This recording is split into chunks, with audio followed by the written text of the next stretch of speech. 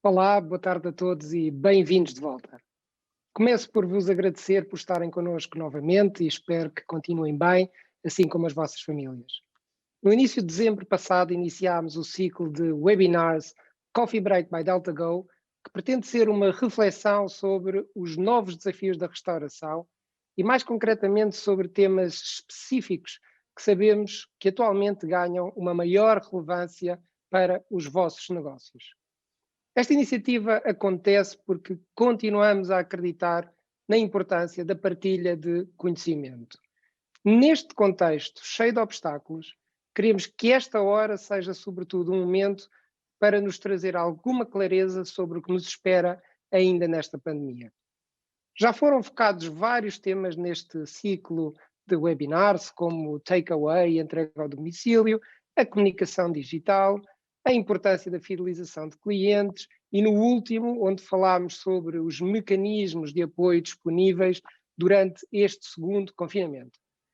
Antes de entrar no tema de hoje, aproveito para chamar a vossa atenção para o facto de que todos os webinars, depois de realizados, ficam disponíveis no site deltacontodos.com e na plataforma DeltaGo, que os clientes têm acesso, para que todos os que já aderiram possam por aí ver os webinars. Hoje trazemos uma sessão diferente e que pretende refletir com bases e previsões científicas sobre o futuro da pandemia. Qual o atual ponto de situação da pandemia? Já atingimos o fim da terceira vaga? Existirá uma quarta vaga? Que verão podemos esperar e para quando a tão desejada imunidade de grupo? As novas estirpes constituem uma ameaça à vacinação? Que cuidados devem continuar a manter ou reforçar nos vossos estabelecimentos? Os alimentos também podem ser fonte de contaminação?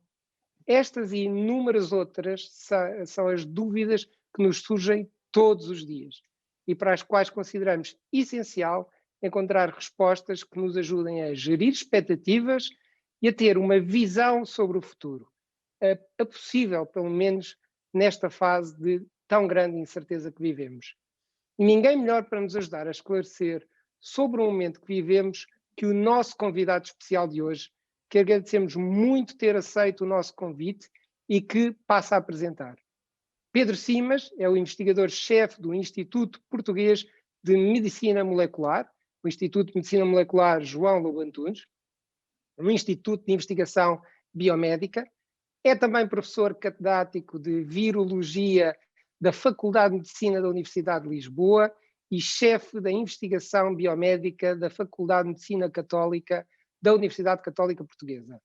Possui ainda um PhD em Virologia pela Universidade de Cambridge. Para esta sessão de webinar, convidamos também Paulo Jorge Gonçalves, Head of Market Intelligence do Grupo Nabeiro, que nos vai dar uma perspectiva com base em estudos nacionais e internacionais sobre alguns indicadores do mercado e sobre quais os comportamentos que podemos esperar por parte dos consumidores. Sabemos que nenhum de nós tem a capacidade de prever o futuro, mas queremos acreditar que através da ciência e dos estudos que hoje vos trazemos, nos será possível, pelo menos, apontar caminhos para o futuro, num momento tão complexo como este que vivemos. Mais uma vez, muito obrigado pela vossa disponibilidade e por se juntarem a nós nesta conversa, que espero que vos possa ajudar a esclarecer dúvidas que tenham. Relembrem-me que ao longo da sessão podem colocar questões aos nossos convidados no chat disponibilizado aqui na plataforma. E, enfim, em primeiro lugar, obrigado aos nossos convidados e em particular ao Pedro Simas por o tempo, que é o bem mais precioso que nós temos, que aqui nos vai dedicar. E começo logo com uma pergunta, não é? Um ano de pandemia, um ano em pausa nas nossas vidas, como é que foi possível algo assim acontecer? Muito bem, boa tarde a todos. É um enorme prazer estar aqui a conversar convosco.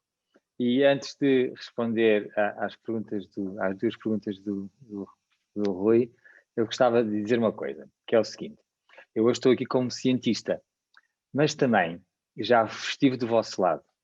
Em 2017, eu tive a ideia criativa de aprender a fazer gelados e abrir uma gelataria, no Chiado, na Rua da Misericórdia, bem ao lado da Praça de Largo de Camões, no centro de Lisboa, ao pé de todos os chefes, que era onde eu queria estar. Como na ciência, nós queremos estar com os melhores cientistas, também neste meu projeto de restauração, eu queria estar ao lado dos melhores chefes. E adorei, correu muito bem. Mas para dizer o porquê, porque é que eu estou a dizer isto? Porque tenho a sensibilidade do que é gerir um negócio, do que é ter clientes, ter fornecedores, pagar ordenados, pagar rendas.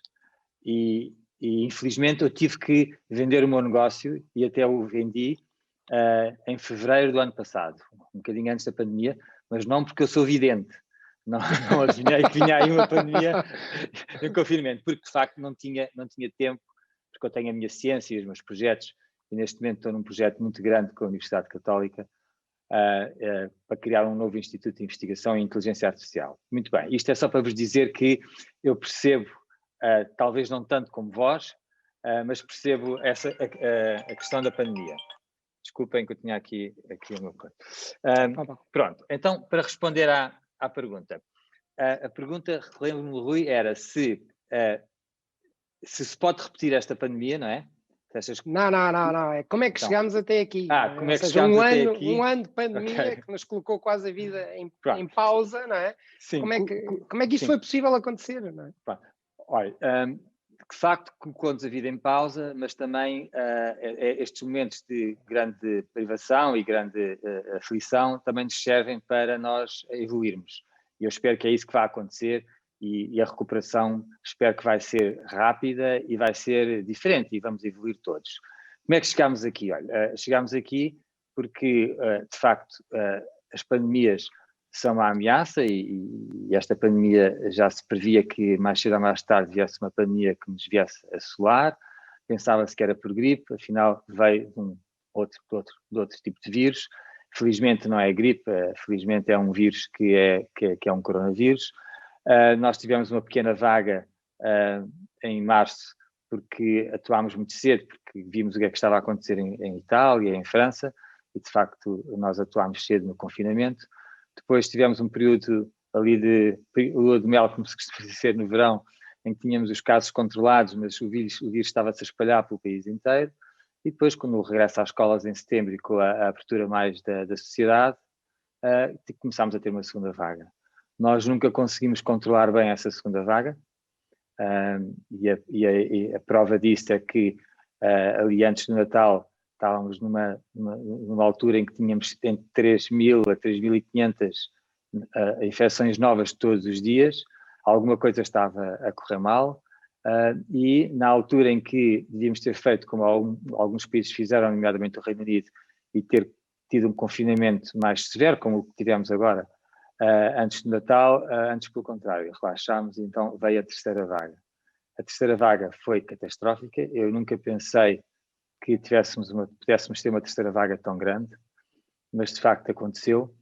E depois também aconteceu outra coisa, foi que uma coisa que eu consegui prever, era se nós conseguíssemos confinar da mesma forma que tínhamos confinado na primeira vaga, o pico dessa vaga seria atingido entre 5 a 7 dias e depois vinha por ali abaixo e neste momento isso foi o que aconteceu e neste momento estamos numa situação muito confortável. Eu diria que hoje... Estamos no final?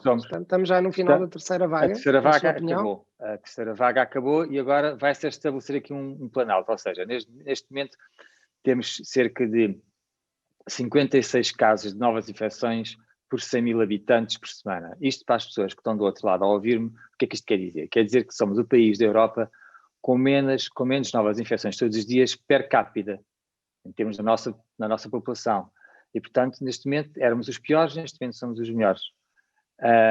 E, portanto, nós gostamos de estar sempre no topo dos rankings, não é? É 8 ou 80, isso é um problema. Isso é um problema. E, de facto, agora temos condições para começar a desconfinar e deveríamos começar a desconfinar com muita cautela. Não vale a pena perdurar no confinamento. e temos que o fazer de uma forma muito paulatina.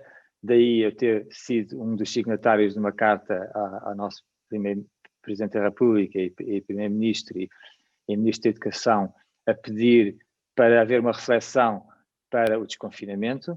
Eu entendo que ainda não se tenha feito o desconfinamento, porque do ponto de vista da epidemiologia, dos dados do vírus, pode-se fazer, mas é preciso o país estar preparado para isso. E para o país estar preparado para portanto, isso... neste momento temos condições para começar a desconfinar. Temos condições epidemiológicas, ou seja, temos condições, porque somos o melhor país da Europa neste momento, em termos de número de infecções todos os dias per capita. Os nossos unidades de cuidados intensivos ainda estão um bocadinho cheias, mas a tendência é que cada dia melhorarem mais e serem mais aliviadas. Portanto, desse ponto de vista, sim. Agora, é preciso desconfinar com cuidado, devagarinho e com o apoio do governo ou do Estado. Vá lá. O que é o apoio do Estado? É o Estado apoiar em termos de testar, mas não é testar massivamente, sem mais nem menos, ad hoc, é testar com uma estratégia muito inteligente de ter rastreios e fazer as quarentenas, porque isso é um conhecimento que nós temos de há muitos anos. Sempre isso foi não assim foi ao longo da feito história. no período anterior? Foi feito muito mal. Mal? E é uma coisa que já é admitida assim. Havia muitos rastreios que não estavam a ser feitos, uma percentagem muito alta, cerca de 30% ou 40% dos rastreios não estavam a ser feitos. E, portanto, era tudo um conjunto de casos que fugia do radar. Exato, porque nós sabemos que o facto este vírus é tão pandémico e é tão problemático, porque a maior parte das infecções que causa, talvez, pelo menos uma em cada 4 infecções em Portugal, uma em cada 3 infecções em Portugal, não se detectam, se não forem uma em cada 10. E, portanto, se não fizermos o rastreio, o que é o rastreio? É a pessoa, isto numa família, há um membro da família ou um membro da empresa que testa positivo. Ou uma pessoa, um cliente que vai ao café, testa positivo. E tem que se perceber quem foram os contactos diretos com essa pessoa. E essas pessoas ficam em prevenção, o que se chama quarentena, e são testadas.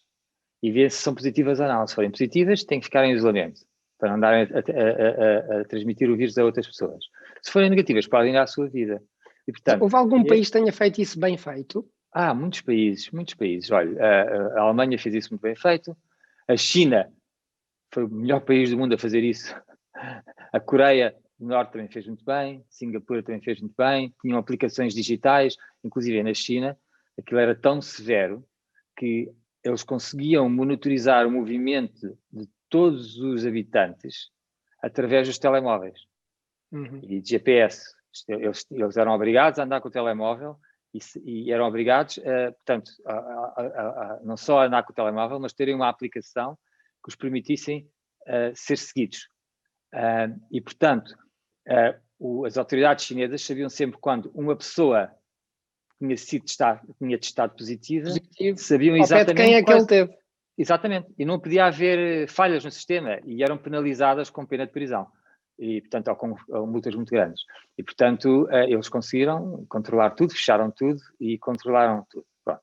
Nós vivemos em sociedades um bocadinho diferentes, e eu gosto muito da nossa sociedade, gosto muito da nossa democracia, mas temos um preço que pagamos por isso também. Claro. E, portanto, e isso é essencial, ou seja, há aqui uma combinação para desconfinar entre o que é o nosso comportamento como sociedade, em que temos que seguir as regras de distanciamento físico e usar a máscara, e colaborar com as autoridades nas quarentenas e nos inquéritos, porque o que estava a passar, havia muita gente que dizia, aquele meu amigo testou positivo, eu nem sequer quero ir ser testado, nem vou dizer nada, que é para não ficar em quarentena. E, portanto, há uma cumplicidade e tem que haver uma colaboração entre sociedade e Estado. E, portanto, quer dizer que nós fizermos isto bem... Diga, desculpa. Sim, não, mas essa é uma boa pergunta. Se nós fizermos isto bem, e está demonstrado por outros países, e já os Estados Unidos tinham feito vários estudos, uma coisa que é o CDC, que é o equivalente à nossa Direção-Geral de Saúde, tinham recomendado e tinham visto que com boas regras de distanciamento físico, o uso da máscara e depois um bom programa de testagem e rastreio é o equivalente a um confinamento bastante severo. É claro que nada se equipara a um confinamento, por isso é que eu não queria que as escolas fechassem, mas às tantas chegou-se a um ponto que eu disse, olha, agora já não há alternativa a fechar as escolas. Quando se fecham as escolas de um país, é quando há um confinamento total. E aí é muito simples, o vírus, como precisa de nós para se replicar, para crescer, aumentar o seu número e disseminar-se entre as pessoas, se nós ficamos em casa e se o vírus se transmite por gotículas respiratórias e precisa de algum contato próximo, interrompemos, de um dia para o outro em Portugal, interrompemos o ciclo de disseminação do vírus. E foi o que aconteceu com esta queda tão abrupta de casos. Tão abrupta, por isso é que eu fiz aquelas declarações à luz há 3 ou 4 semanas atrás, e foi um bocadinho em tom desafiante, ou seja, o título da notícia foi um bocadinho assim, não é alarmista, mas assim forte, porque mesmo para as pessoas lerem o artigo e as declarações que era, fomos os melhores do mundo a controlar a primeira vaga, depois fomos os piores na origem da terceira vaga e vamos ser os melhores a sair da terceira vaga, a controlar a terceira vaga. Mas isso leva, se calhar, a uma das perguntas que colocaram aqui no chat, é que tipo de desconfinamento poderemos fazer? Foi o Luís Requicha que colocou. Ou seja, no fundo, que tipo de desconfinamento é que devemos fazer, não é? Muito bem. Como é que deve ser? Como é que deve ser? Olha, eu tenho visto, o que eu tenho dito é que nós temos que, para começar o desconfinamento, temos que ter aquelas linhas verdes que eles falam, as linhas vermelhas, que é estarmos onde estamos agora, com os níveis de transmissão do vírus, como estamos agora. Agora, nós precisamos desta colaboração entre a sociedade e o Estado. E por isso é que eu respeito aquilo que a decisão do nosso Presidente da República, em que ele afirmou que diz que não está consciente, não tem a certeza absoluta que o país esteja preparado para fazer aquilo que é necessário, que são os testes de uma forma correta e os rastreios e as quarentenas e tudo mais. Portanto, e por isso estão a adiar um bocadinho. Como é que a gente tem que fazer? Olha, precisamente é começar pelas escolas, para experimentar, porque nós agora há um certo receio, é o tal, estávamos no 80, agora estamos no 8. E as pessoas não querem repetir aquilo que aconteceu, mas não podemos ficar com medo, então nós agora já sabemos. Não, sabemos mais do que sabíamos, não é? Claro, e é como uma criança que mete a primeira vez o dedo no fogão, queima-se e depois não vai lá outra vez meter o dedo no fogão, porque foi um estímulo tão forte, uma aprendizagem tão dramática, que agora nós sabemos que temos de desconfinar e temos de cumprir as regras. E hoje eu vejo a sociedade toda a usar a máscara, e agora já sabem usar a máscara, não é? Usar a máscara e depois têm um evento social e tiram a máscara durante meia hora ou uma hora e nada te serve ter tido a máscara depois 8 horas durante o dia, se depois é para tirar a máscara, quando se está em contato próximo.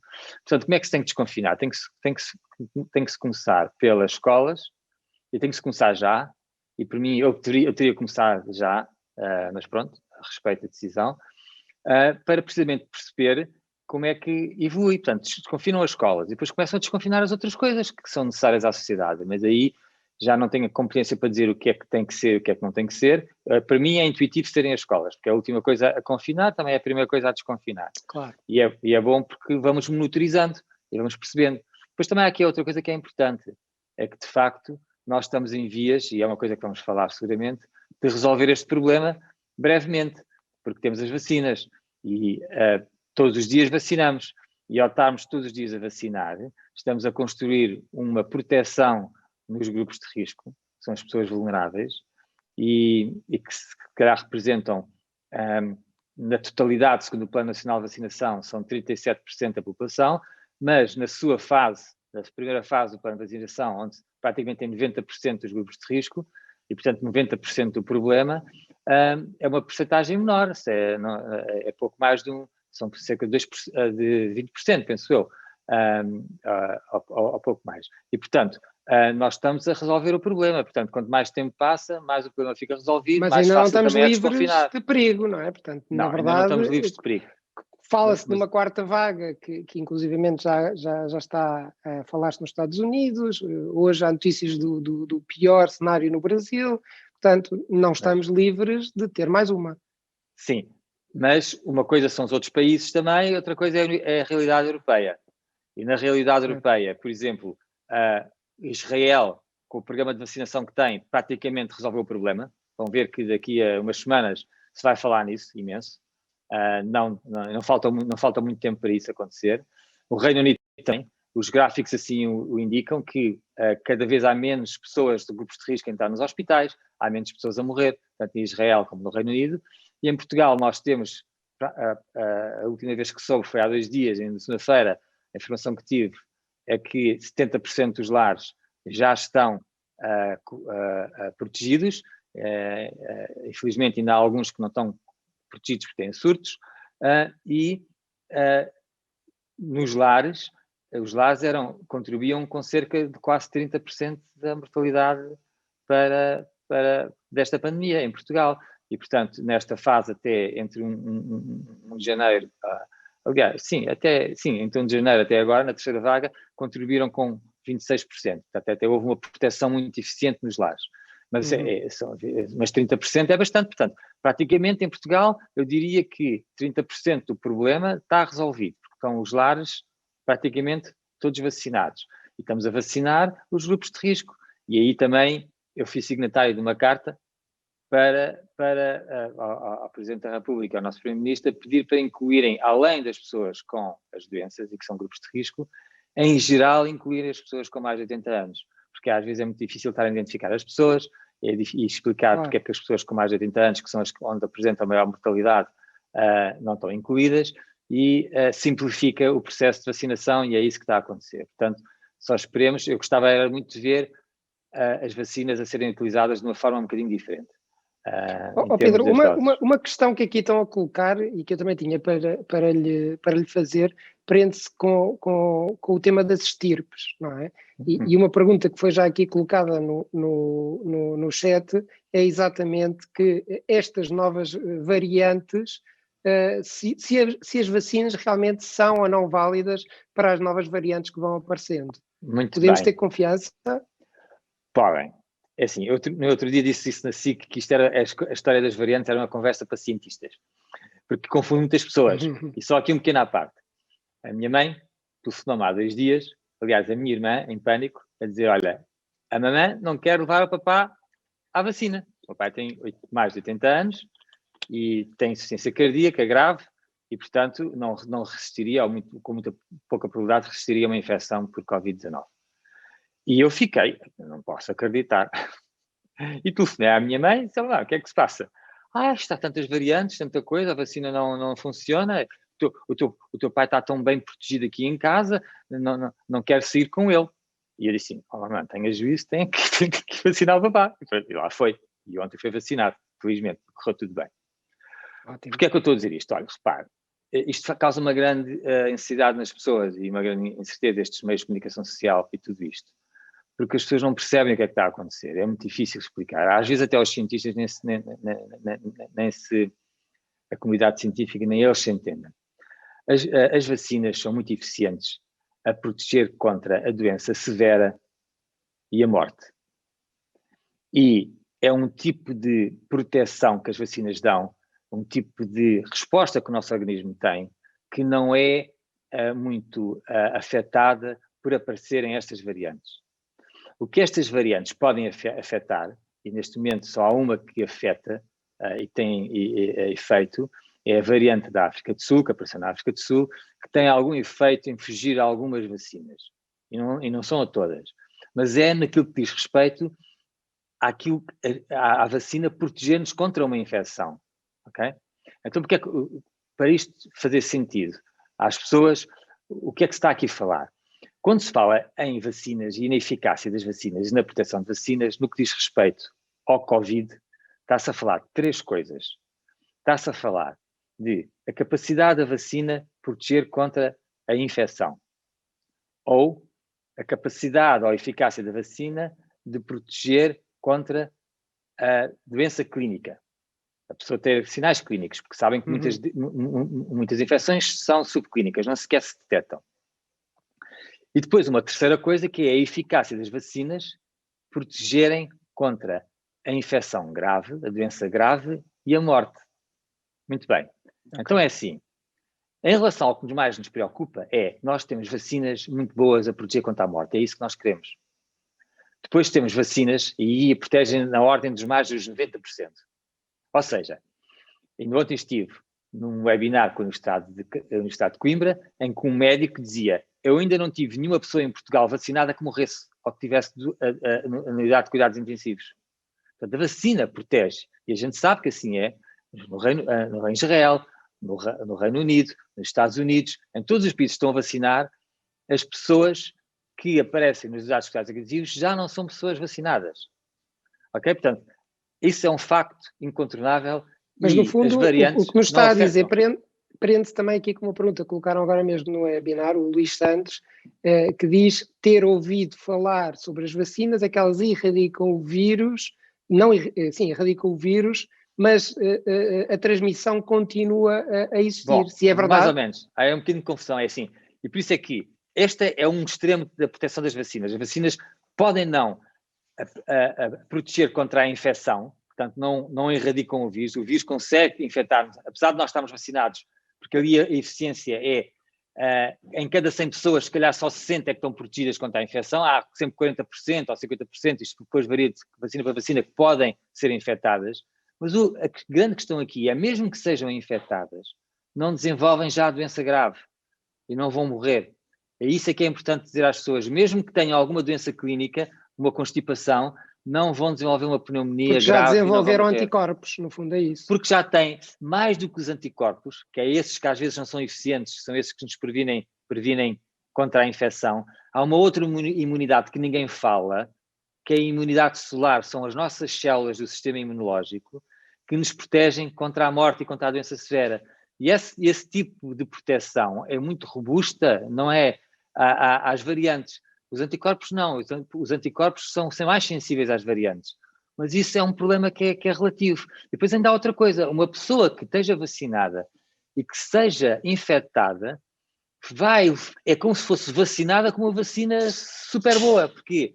Porque ao ser infectada naturalmente, mas já está protegida pela vacina, ela vai desenvolver uma resposta imunológica que ainda é melhor do que se tivesse outra dose de vacina. E, portanto, o que eu queria, isto é talvez um bocado complexo estar a explicar às pessoas, mas o que eu queria dizer às pessoas é que as vacinas funcionam e protegem-nos contra a morte e doença severa. Protegem-nos, em princípio, uma pessoa vacinada já não vai para o hospital com doença grave. E isto acontece Pedro, em todo o mundo. Uma coisa que também vão aqui perguntando é, há alguma vacina melhor? Ou todas elas... Essa é uma excelente pergunta. Todas elas são muito boas a proteger contra a doença severa e contra a morte. A proteger-nos de não termos que ir para o hospital internados. Certo. Podemos ficar em casa com a constipação. Que é o que não queremos. Que é o que não queremos, que é esse o problema. E, nesse sentido, esqueçam as percentagens. Se uma é 100% 90% eficaz, outra 60% eficaz, às vezes nem sequer dizem qual é que é a eficácia. Porque, repare, às vezes estão a falar de anticorpos e não estão a falar de doença severa, nem estão a falar de... Percebem? E, portanto, esqueçam isto. Todas as vacinas, qualquer ela que seja, nós queremos é ser vacinados. E pelo menos uma vez. Porque também há a questão das doses. E isso é que nos vai salvar, isso é que nos vai dar proteção. Por exemplo, o Canadá hoje anunciou que vai vacinar toda a gente com uma dose e só passados 4 meses é que vai dar a segunda dose. Porquê? Porque o que é importante agora é vacinar as pessoas a primeira vez. E eu explico-vos porquê. Porque este é um vírus que é novo e que entrou na sociedade, na população humana, para o qual nós não temos nenhuma imunidade. E por isso é que é problemático. Mas mesmo assim, reparem, só é problemático para um grupo muito restrito de pessoas com doenças associadas, e essas doenças associadas muitas vezes têm a ver com o envelhecimento. E, portanto, se nós conferirmos à população em geral e a essas pessoas um bocadinho de imunidade, já é o suficiente para as proteger contra a morte. E, portanto, é isso que está a acontecer. E é isso que eu gostaria de ter visto. Quando eu, em dezembro, até me lembro perfeitamente, que o José Rodrigues dos Santos abriu o telejornal, quando foi das 8, da RTP1, e quando vacinaram, foi o dia em que vacinaram a primeira pessoa, foi logo no dia a seguir, na segunda-feira, depois, foi no domingo, foi na segunda-feira, eu disse, olha, mas o que eu gostaria de ver agora era uma utilização inteligente das vacinas. Era uma utilização em que, como temos muito poucas vacinas em Portugal, É uma vacinação em que privilegia os grupos de risco e com uma dose, e que se adie a segunda dose, porque isso é que vai salvar vidas. E acho que foi um erro, muito grande. Não se ter Agora já feito isso. começaram a espaçar, não é? Já Mas começaram uma a espaçar semana não faz segunda nada. dose. Se espaçar de 21 dias para 28 dias, não, uma semana não é irrelevante. O que eu gostaria de ver era um intervalo de tempo grande e principalmente privilegiar os grupos de risco. E isso é que eu queria ser. Porque uma vez os grupos de risco estando vacinados, eu vou-vos dar uma escala temporal. Eu acredito, porque assim me dizem, e as autoridades dizem, a União Europeia diz, que nós, em Portugal, vamos ter, era para ser no fim de março, mas agora é só no fim de abril. No fim de abril temos a primeira fase, o plano de vacinação, executada. Quando isso acontecer, em maio, o país vai estar muito diferente do que é agora, em termos de cautelas. Praticamente 90% do problema, ou uma grande parte do problema, vai estar resolvido. Mesmo o vírus ainda continuando a disseminar-se na população. Porque ele pode disseminar-se, desde que os grupos de risco estejam protegidos, ele pode disseminar-se à vontade, que já não causa um problema. E, portanto, isto é para vos dar uma escala temporal. Portanto, nós temos a solução em vista, já sabemos que ela funciona, já sabíamos que ela funcionava quando começámos a fazer as vacinas, fomos um bocado cautelosos a dizer quando é que vamos ter, quando é que não vamos ter, temos que fazer os ensaios, mas já sabíamos isso, porque já vacinamos muitos animais domésticos há muitos anos, há mais de 50 anos que temos vacinas para os animais domésticos, sabemos que as vacinas funcionam. Este tipo de vacinas, para este tipo de vírus. E, portanto, isso está a acontecer agora em tempo real na população humana. Ou seja, na sua opinião, em maio já temos um estilo de vida diferente. Em maio eu espero que já tenhamos começar a conquistar bastante liberdade. Eu atrevo-me a dizer, e estamos num ambiente de restauração, e eu atrevo-me a dizer que em maio já podemos estar a operar a restauração como estávamos, se calhar na altura, com alguns cuidados, não é? E aprendemos também, mas na altura antes da segunda vaga, não é? Em que as pessoas podiam ir aos restaurantes e podiam ir aos cafés. Em maio, eu penso que já, eu atrevo-me a dizer que já, isto com base no conhecimento, isto com base no facto de que neste momento, repare, Rui, neste momento já vemos um efeito nos lares. Ainda há 2 semanas atrás, houve um lar em Évora que foi infectado 17 dias depois da vacinação, porque a vacina demora, é administrada às pessoas e demora 14 dias. Nas primeiras 2 semanas as pessoas têm que ter muito cuidado. 17 dias após a vacinação, e as pessoas, nenhum utente foi para o hospital. Todos tiveram pequenas constipações ou infecção assintomática. E, portanto, nós sabemos que a vacina funciona. E, se de facto nós conseguimos proteger as pessoas, deixamos de ter um problema. Não há razão nenhuma para as pessoas não se movimentarem e não se desconfinar. Eu espero que, em maio, que os clientes da Delta já estejam a funcionar de alguma forma. Isso é a nossa primeira boa notícia, espero eu.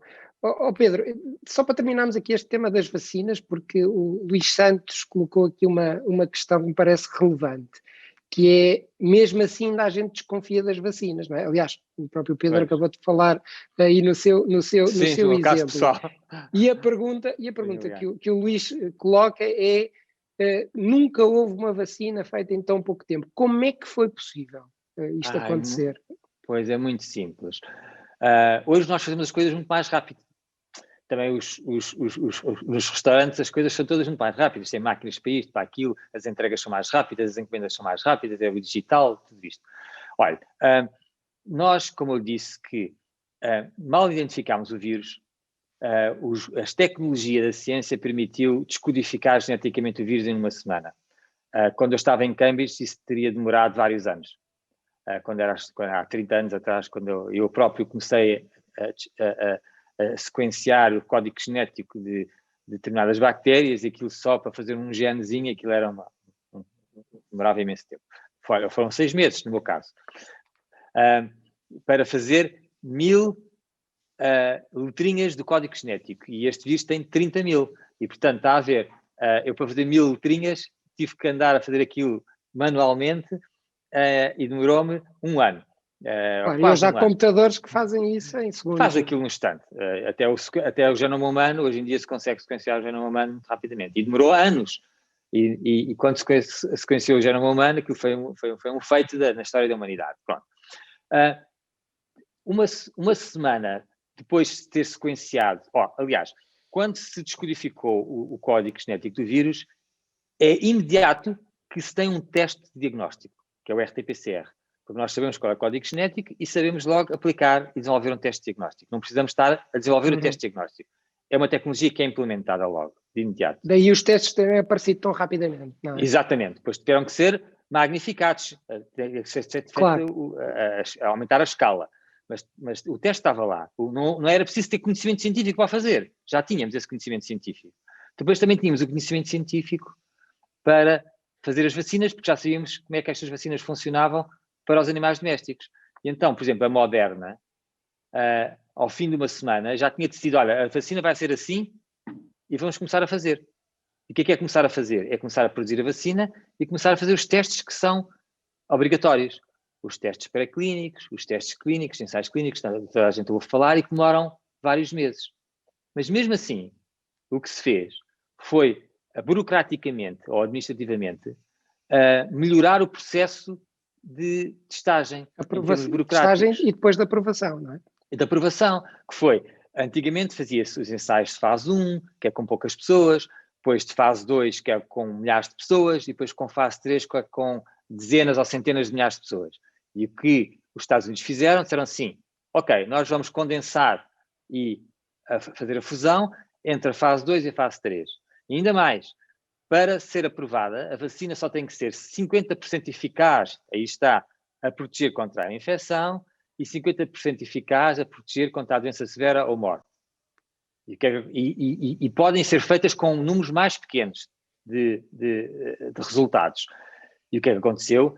Foi absolutamente fantástico, não estávamos à espera aí, não estávamos à espera, mas faz sentido que as vacinas foram na ordem de mais de 90% eficazes na proteção contra a doença severa e a morte.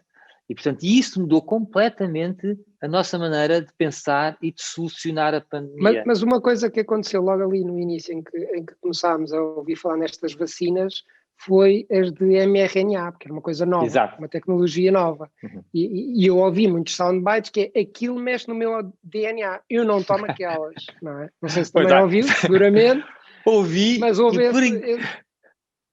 e por incrível que pareça, quando se começou a vacinar e os médicos começaram a vacinar, estava numa reunião com médicos e professores universitários e um médico perguntou-me assim, Pedro, mas isto não há perigo desta vacina agora que eu tenho aqui este código genético, este RNA se inserir no meu genoma e ficar aqui para sempre? E assim, eu não estou a acreditar naquilo que me estás a dizer. E eu passo a explicar.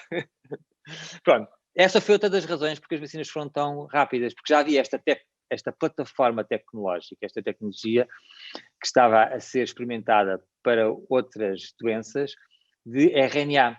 O que é o RNA? Todas as nossas células têm um código genético, que é o DNA. E a forma como nós exprimimos esse código genético, as células trabalham, fazem uma pequena mensagem. O código genético é como se fosse um livro e vai lá e faz uma pequena cópia de uma frase, que é o RNA mensageiro, que depois vai para a célula e fazem as proteínas, que são as ferramentas da célula, são as proteínas, para fazerem diversas funções, como, por exemplo, transportar oxigênio, que é a hemoglobina, contrair os nossos músculos, que é a miosina, ter enzimas que digerem os nossos alimentos, ok? E tudo por aí fora. Portanto, são essas as proteínas. E o RNA mensageiro codifica, tem a mensagem para essas proteínas. E o que é que nós fazemos? Nós conseguimos uma tecnologia que é muito difícil, que é fazer pequenas partículas, muito pequenininhas, chamam-se nanopartículas, são talvez na ordem dos 100 mil vezes mais pequenas do que um milímetro, ou 1 milhão de vezes mais pequenas que 1 milímetro, são nanopartículas, ok? E conseguimos meter lá dentro dessas nanopartículas esse código genético, esse RNA mensageiro, repare, e depois essas nanopartículas são administradas nos braços das pessoas e entram dentro das células imunológicas, e vão produzir a proteína do vírus, e o nosso sistema imunológico vai olhar para aquela proteína e perceber e julgar que é uma infecção viral, que é o vírus, e fazer. Agora, elas são muito seguras. Nunca houve vacinas tão seguras. Porquê? Porque estes RNAs, eles têm uma duração, um período médio de vida muito pequeno. Porque, repare, isto é intuitivo para as pessoas. Porque se as nossas células estão sempre a fazer RNAs de mensagem, mensageiros, se eles se acumulassem, eram tóxicos. Às tantas, as células já não tinham mais espaço. E, portanto, eles são feitos de modo a que têm, se calhar, 30 minutos de vida, ou 15 minutos de vida, ou 5 minutos de vida. Eles desaparecem. São muito... é como se tivesse um alimento numa pastelaria, olha, como o pão, que às tantas, de manhã está fresquinho e à tarde já não está fresco. Pronto, e eles desaparecem. O facto é que eles desaparecem. E ainda mais, por exemplo, já todos ouviram falar do HIV. Isto agora é um bocado difícil de explicar. O HIV é um vírus que se insere no nosso genoma, nos nossos cromosomas. E esse processo é um processo de converter o RNA em DNA, e então o DNA pode integrar-se no nosso genoma. Nós não temos nas nossas células nenhuma ferramenta para transformar o RNA mensageiro da vacina em DNA e o DNA então poder integrar-se nos nossos cromosomas. Portanto, é impossível aquele RNA, mesmo que ficasse lá muito tempo nas células, ficasse a fazer parte das nossas células, do nosso genoma. Ou seja, é seguro. Isso leva-me aqui, passando aqui a página, para o tema da imunidade, não é? Uma pessoa que seja infectada, e de facto por esse lado também vamos ter muita gente imune por ter ficado infectada, para além dos que estão vacinados, imagino. Durante quanto tempo é que tem imunidade? Já há dados sobre isso? Olha, é assim, a imunidade, quando há 4 coronavírus respiratórios nos seres humanos, já há muitos anos. O último a entrar foi há mais de 100 anos atrás, em 1890 e tal, que causou uma pandemia como esta. Causou milhões de mortes e depois entrou em equilíbrio. Portanto, isto vai acabar. Com vacinas ou sem vacinas, isto acaba sempre. Okay? Se ficarmos confinados, demora mais tempo a acabar, se não tivéssemos vacinas. Por isso é que não devíamos ficar em casa. Uhum. E, portanto, e a pergunta era, agora fiquei assim um bocadinho... Sobre a imunidade para quem teve infectado. Quanto tempo é que ela dura? Muito bem. Sim. E se nós olharmos para estes vírus que andamos a estudar, estes coronavírus respiratórios, que já fazem parte da nossa, até se chamam endémicos, fazem parte da nossa vida, e até afetam-nos mais no outono e inverno, e menos na primavera e no verão, se nós olharmos para eles, vimos que uma pessoa, em média, cada 2 a 3 anos é infectada por um vírus destes e tem uma constipação. Por isso é que todos os anos nós temos constipações. Portanto, certo. A imunidade para nos proteger contra a infecção é curta. São 2, 3, 4, 5 anos. Depende do tipo de infecção que nós tivermos. Foi mais severo ou menos. A imunidade para nos proteger contra a doença grave é muito boa e é muito duradoura. E por isso é que eu escrevi um artigo, um comentário para a revista mais prestigiada no mundo, que é a revista que se chama, são revisões imunológicas sobre o sistema imunológico, que é a revista que é mais citada no mundo. Eu e um colega meu, que é o Mark Eldoan, precisamente a alertar as pessoas, foi no início de janeiro, a dizer que é o vírus, quando a pandemia desaparecer, é o processo normal do vírus nos ir infectando de vez em quando, que nos torna, que nos mantém esta longevidade da imunidade, ok? E, portanto, agora há aqui uma questão, é assim, as vacinas têm a imunidade suficiente para nos conferir a imunidade durante vários anos para a proteção contra a doença grave e severa, e uma imunidade mais curta, não se sabe quanto tempo é que vai demorar, para nos proteger contra a infecção. Mas repare, já sabemos que pelo menos um ano protegem, porque já temos os ensaios clínicos que já começaram há mais ou menos um ano. Mas sabemos também uma coisa, que é, as vacinas são muito boas a fazer anticorpos, às vezes até melhor do que a infecção natural. A infecção natural, apesar de criar uma imunidade mais completa e muito boa a nível de proteção contra a morte, as vacinas, como são muito exageradas e são muito viradas para a produção de anticorpos, fazem muitos anticorpos. Portanto, se a imunidade natural nos dá, em média, 2 a 3 anos, eu penso que a imunidade das vacinas também nos vai dar mais ou menos isso, pelo menos isso. E, portanto, as pessoas não têm que estar preocupadas em relação à duração da imunidade.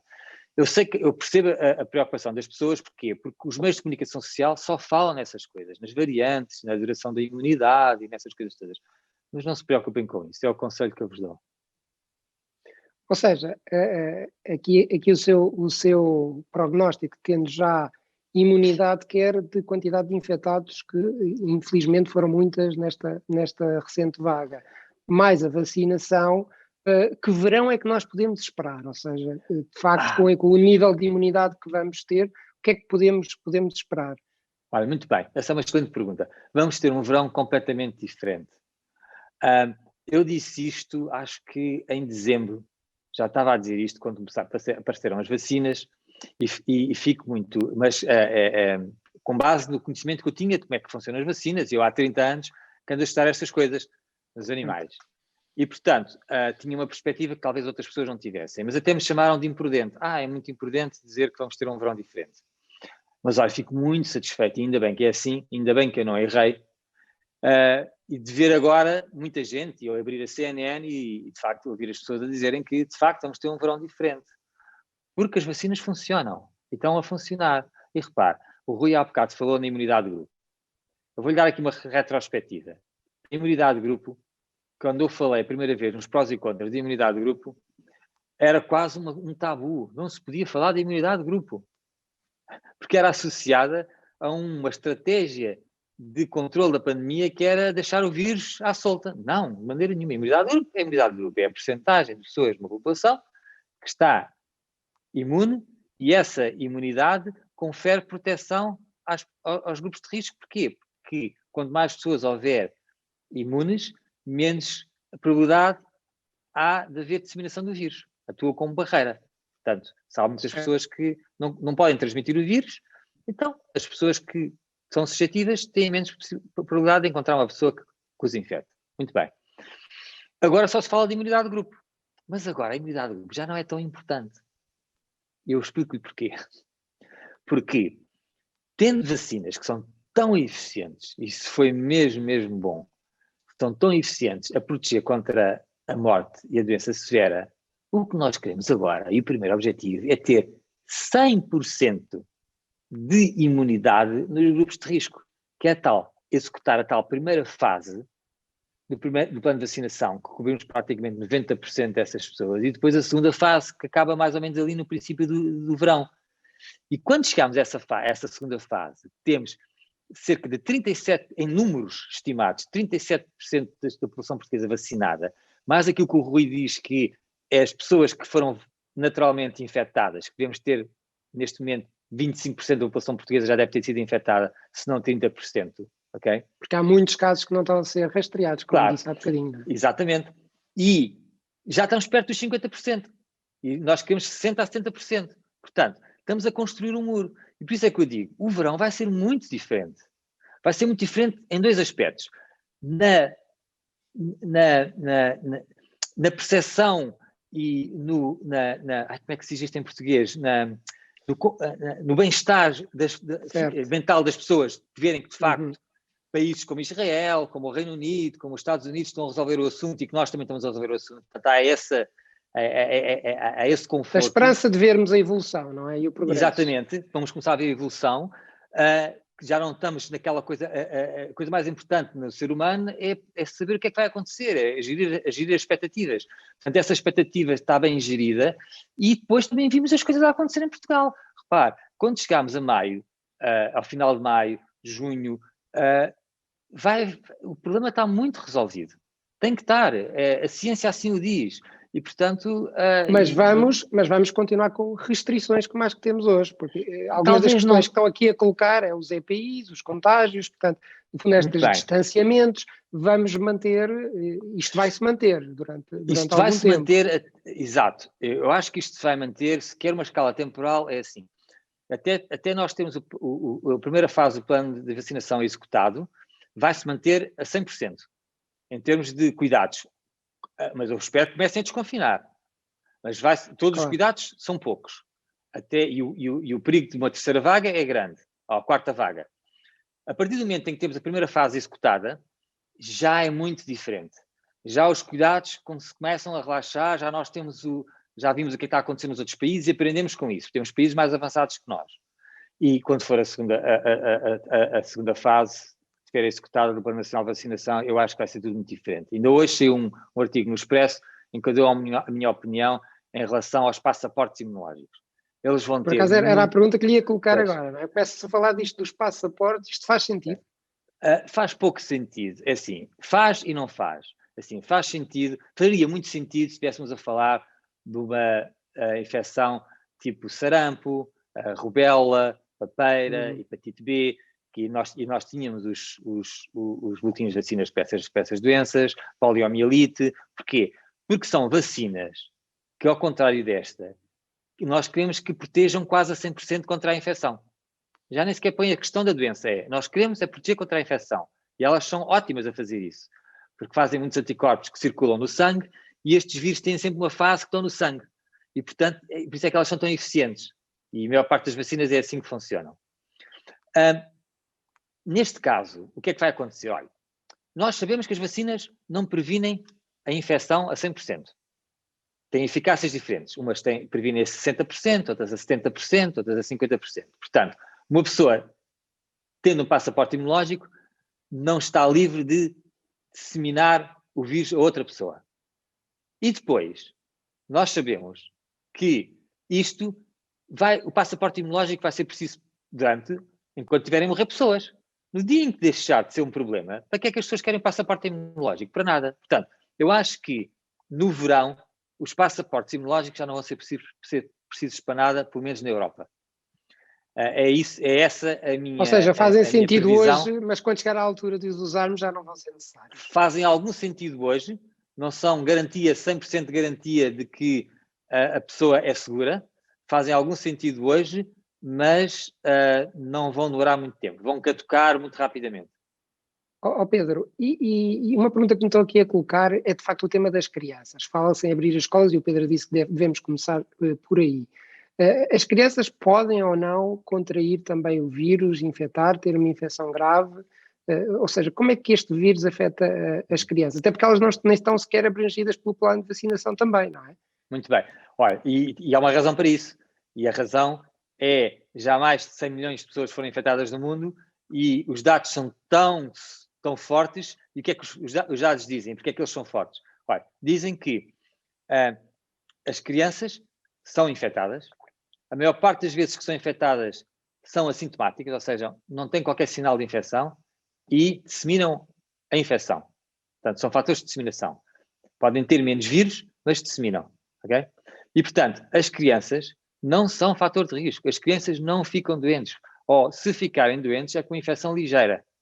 Portanto, isto não obstém de que, em casos muito raros, haja crianças com outras doenças associadas, ou coisas que nós não percebemos, que são extremamente raros, e que possam desenvolver doença.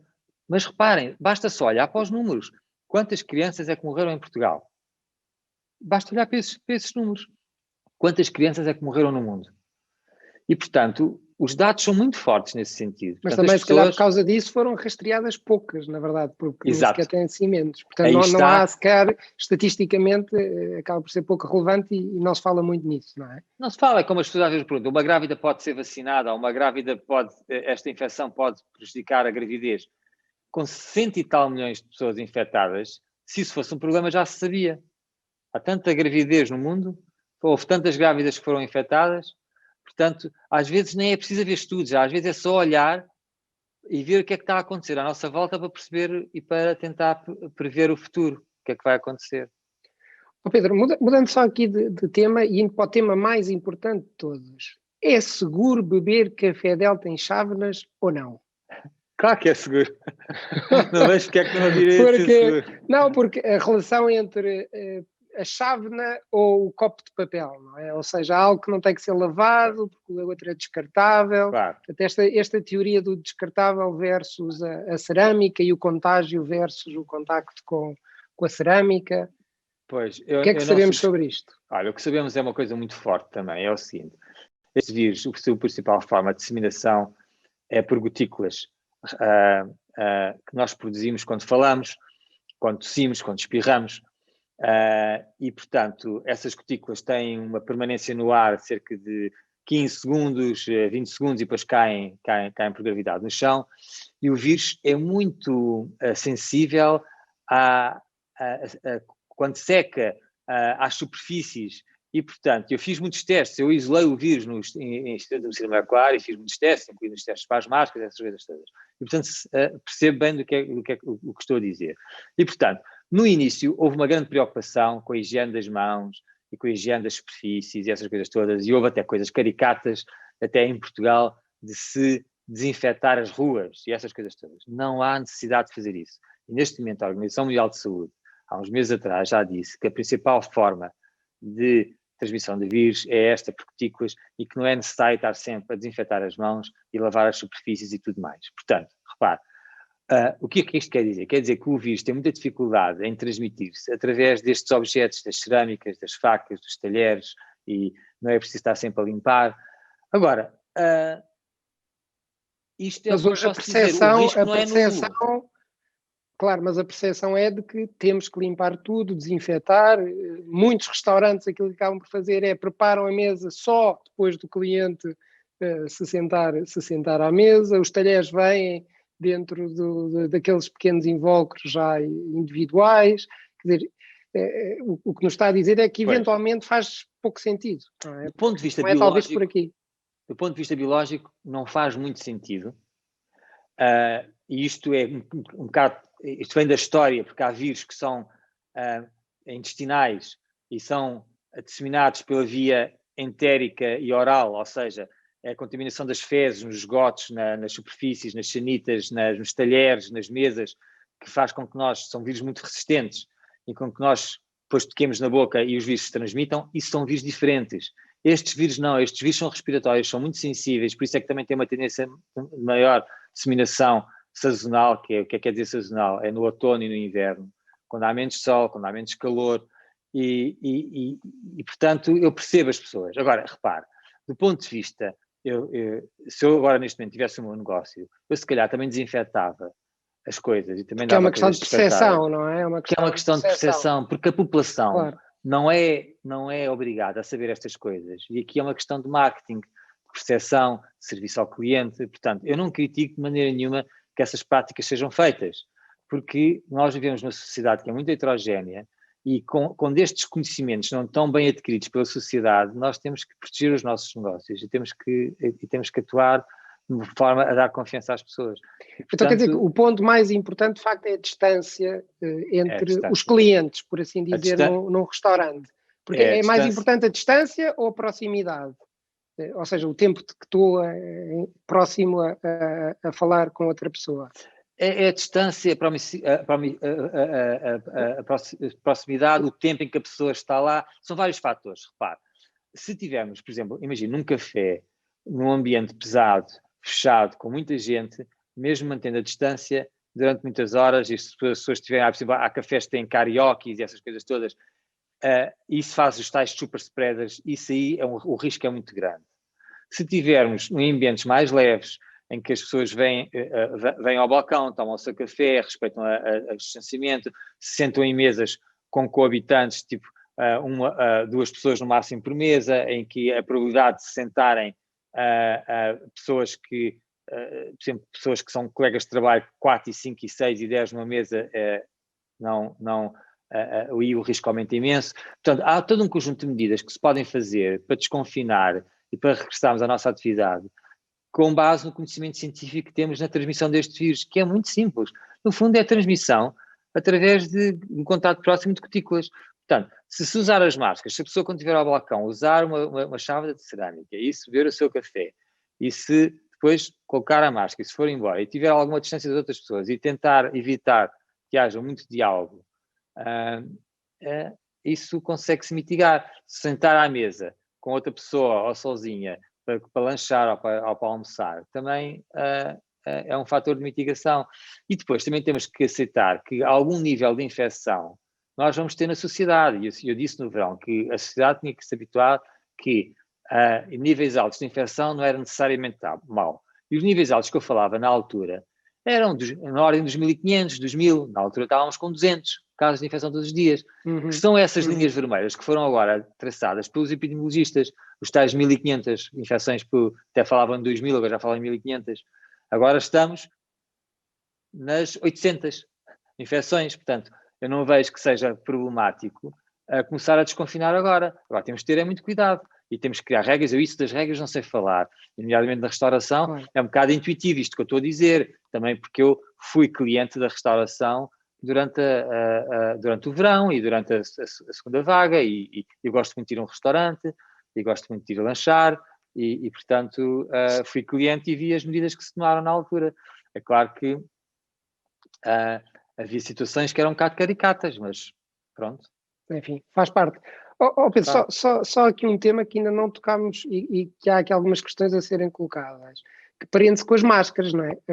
O uso da máscara está provado que realmente é a ferramenta mais eficaz, certo? Uhum, mas há máscaras melhores do que outras? Devemos usar alguma em particular? Enfim, muito bem. O que é que nos recomenda aqui? Olha, não há nenhuma máscara que seja 100% eficiente e é melhor usar uma máscara, qualquer ela que seja, do que não usar máscara. E isto, de certa forma, baliza aquilo que eu lhe vou dizer. Que é o seguinte. Porquê é que não há nenhuma máscara que seja 100% eficiente? Porque é impossível, porque não há nenhuma máscara que consiga tapar o ar todo. Ok? E também, teoricamente, não há nenhuma máscara que consiga filtrar o vírus, reter o vírus. O vírus é muito pequeno. Não há as máscaras que se vendem não conseguem. Felizmente, e por isso é que é melhor usar uma máscara do que não usar nada, qualquer tipo de máscara. Uhum. Felizmente, o que se está aqui a falar são gotículas, que têm um determinado tamanho e que são muito eficientes a ser retidas numa máscara. Seja ela máscaras de fibras, ou sejam elas máscaras de fibras de papel e aquelas coisas, aqueles filtros, ou sejam máscaras comunitárias que são poliésteres ou algodão, fibras têxteis.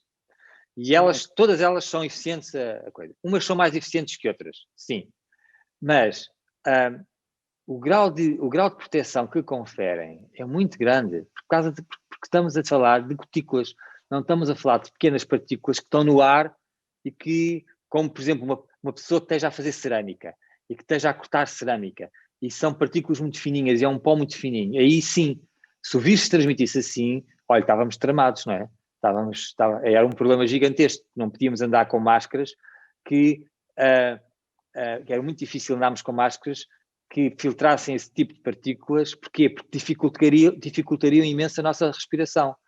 E essa é outra questão. Portanto, nós todos sabemos que quando colocamos a máscara, há uma percentagem de ar que entra entre a pele e a máscara. Há máscaras que filtram, as pessoas sentem mais dificuldade e outras que sentem menos dificuldade a respirar. Mas agora, o que é importante é que, sendo a máscara FFP2, que são aconselhadas para os profissionais de saúde, seja uma máscara comunitária que seja certificada, aí eu digo, é melhor usarem uma máscara comunitária que seja certificada do que usarem uma máscara comunitária que seja feita em casa. Mas é melhor usar uma máscara feita em casa que não usar nada. Nenhuma, claro. Portanto, nenhuma. E os estudos estão feitos. Mesmo um tecido de algodão protege cerca de 60% a 70% contra estas gotículas. E, portanto, e aí tem um exemplo da eficiência de ter uma barreira. Antigamente as pessoas, quando espirram, e antigamente e agora, há aquela etiqueta respiratória, põe a mão à frente. Já antigamente, na Idade Média, sabia-se que havia determinadas doenças, enfermidades que eram transmitidas pelo ar, eram os miasmas, que era o ar mau. E por isso é que até se usavam aquelas máscaras com os narizes muito grandes. Os médicos, às vezes vê-se determinados filmes. Que hoje são as máscaras de carnaval, não é? São máscaras de carnaval, exatamente, em Veneza e tudo mais. E, portanto, tudo isso já faz parte da cultura humana, da cultura da humanidade. E, portanto, as máscaras funcionam. Agora, as pessoas não têm que estar muito ansiosas em relação ao tipo de máscara que têm. Se as máscaras forem certificadas, e temos o CITEV em Portugal a certificar as máscaras, o Infarmed a aprovar a comercialização das máscaras, elas funcionam. Sejam elas cirúrgicas, sejam elas aquelas em bico de pato, como se chamam, sejam as máscaras comunitárias certificadas. Eu aconselhava as pessoas a usarem máscaras certificadas. Isso aconselhava. Pedro, juntando aquilo que dissemos antes com este tema das máscaras, acha que alguma vez vamos voltar a viver sem máscaras? Claro que sim. Claro que sim. Fizeram-me essa pergunta já no verão. E eu disse que, a propósito também da gripe, que se a gripe ia ser um problema, eu disse, não, a gripe não vai ser um problema. Então como é que pode dizer isto? De uma forma muito simples. Porque se nós estamos a usar as máscaras e os controles de distanciamento para prevenir um vírus pandémico, para controlar um vírus pandémico, um vírus que está em equilíbrio com a população, que só no inverno é que consegue desequilibrar um bocadinho, vai estar muito mais sujeito a este tipo de medidas, ok?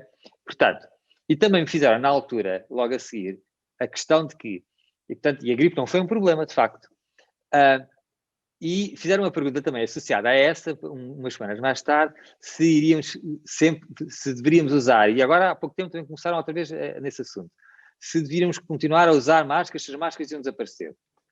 E se devíamos continuar a usar máscaras para prevenir a gripe. E eu disse logo categoricamente não.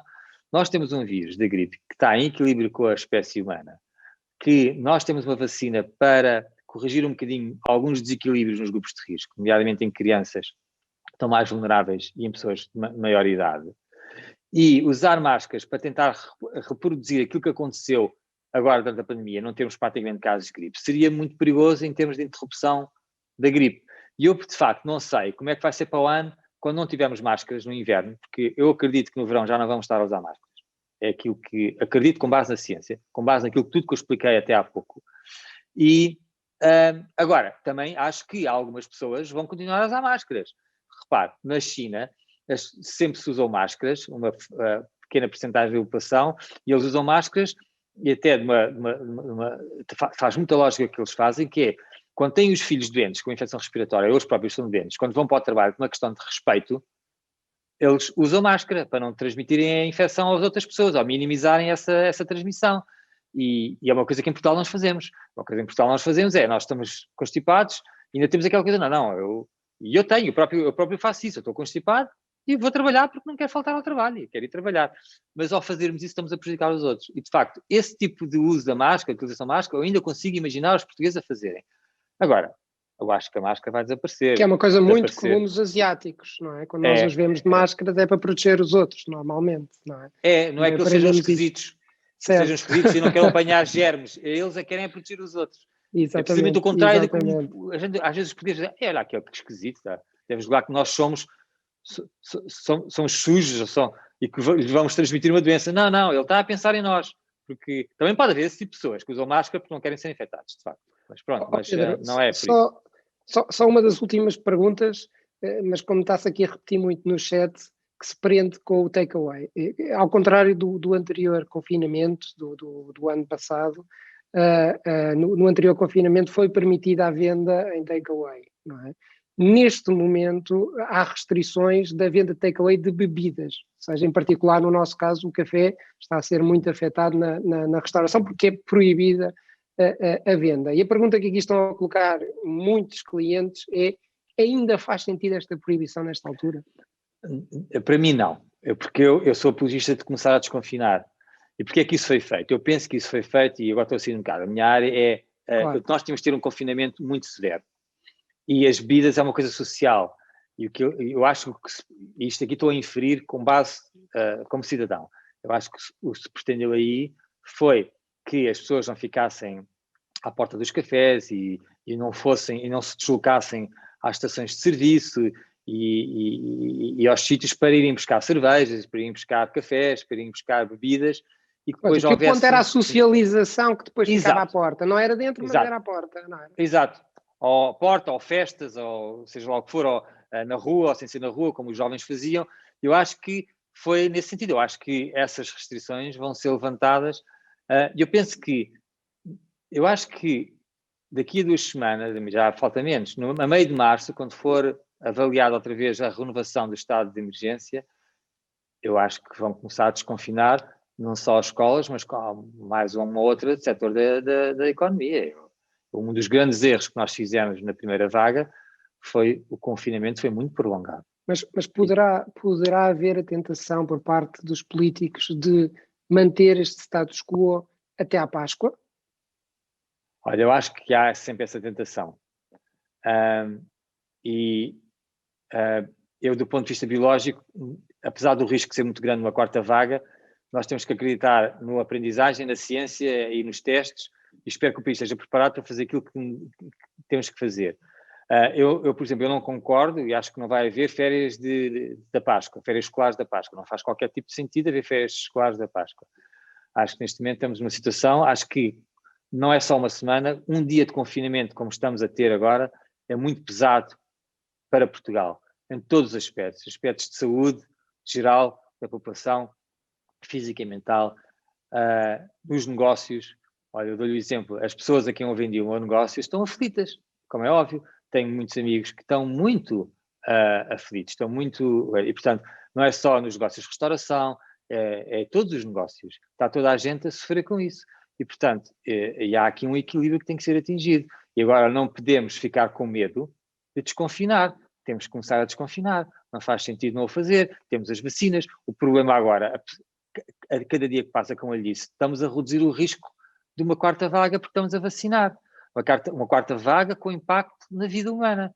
E isso é que é importante. E por isso é que eu gostava de ver, e aí sim, é ver uma decisão mais proativa e de uma vez por todas, só vacinar as pessoas uma vez. Adiar a segunda dose da vacina para daqui a 3 meses ou daqui a 4 meses, se fosse permitindo vacinar mais gente, não é? Exatamente, por isso é que nos vai dar o 100% de imunidade nos grupos de risco, porque a outra imunidade de grupo já não é tão importante. E isso é que nos vai permitir. Ou seja, a estratégia que os ingleses estão a seguir é correta. É correta. Olha, eu tenho uma grande admiração pela cultura inglesa. Estive, como sabe, tive 10 anos na Universidade de Cambridge e vivi lá e adorei estar lá, aquilo era absolutamente fantástico. E, de facto, eles têm o Parlamento, a democracia mais antiga do mundo, e, de facto, eles sabem o que fazem. Fazem e não têm medo de arriscar com base no conhecimento científico, e têm uma comunidade científica muito, muito, muito forte. São talvez o país com mais prémios Nobel do mundo e têm uma criatividade gigantesca e, portanto, não têm medo de usar o conhecimento. E o que eu vejo muitas vezes é que as pessoas, os decisores, não têm capacidade de compreender a ciência e usar esse conhecimento da melhor forma. É a única conclusão que eu chego, é essa. E nós vivemos numa era em que queremos questionar tudo e mais alguma coisa. Deixa-me só dizer aqui uma pequena parte. Havia uma altura, isto tem uma escala temporal muito grande, havia uma altura em que a informação era só de alguns, do clero e de alguns. Depois inventou-se a imprensa e a informação começou a ser mais generalizada e mais democrática.